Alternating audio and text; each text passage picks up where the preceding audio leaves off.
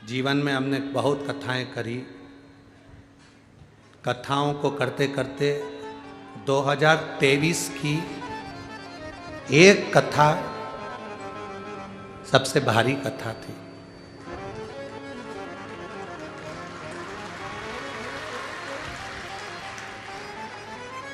वो थी अमरावती की कथा।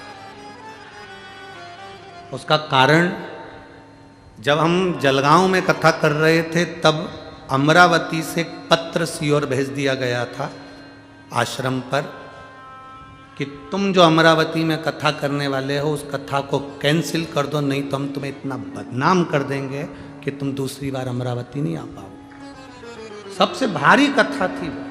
हमने ये बात किसी को नहीं कही, हमने सीधे आश्रम पर कहा कि चिंता मत करो, कथा तो अमरावती में होगी और कराने वाली भी माँ अम्बा होगी और अम्बेश्वर महादेव ही होगी। वो पत्र आज भी हमने सीओर में संभाल के रख रखा है, जिसमें उन्होंने कहा था कि आप अमरावती की कथा, जो कथा आमदार खासदार कराना वो कैंसिल करो, कुछ भी कर वहां नहीं आओगे आप कथा। हमारी जिंदगी में पहली कथा थी जिसका पत्र सीओर में आया और उन्होंने कहा कि इस कथा हमने तो इतना तुमको बदनाम करेंगे, इतना अपशब्द कहेंगे कि तुम सोच नहीं। फिर भी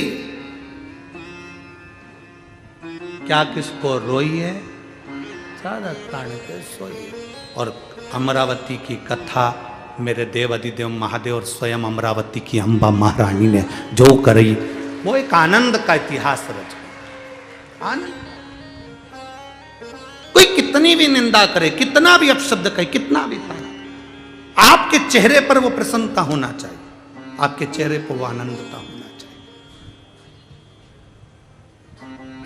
हमारे पाटिल जी कह रहे थे, गुरुजी कथा पंढरपुर में हमने ग्राउंड कर लिया, सारी व्यवस्थाएं हो गई और बाबा की ऐसी कृपा है। पाटिल जी बोले, गुरुदेव सारा पंढरपुर, पूरा पंढरपुर,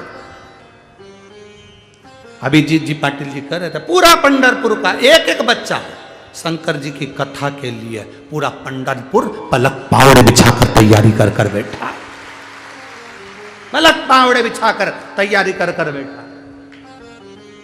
शिव तत्व है, अवघड़ी है।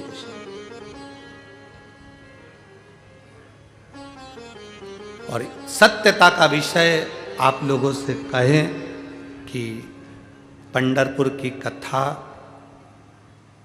मेरे स्वयं गुरु जी का नाम श्री विठलेश राय काका जी महाराज, गोवर्धन नाथ हवेली।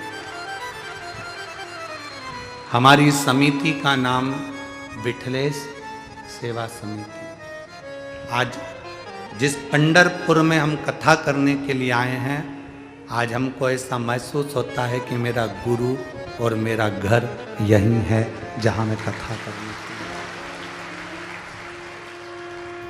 आज कथा कहीं दूसरी जगह नहीं हो रही है, आज मेरे गुरु के दरवाजे पर, मेरे इष्ट के दरवाजे पर, और जिसने मेरा हाथ पकड़कर सारी दुनिया में मुझे लेकर गया वो हरि विठल के चरणों में ये कथा हो रही है। ये कथा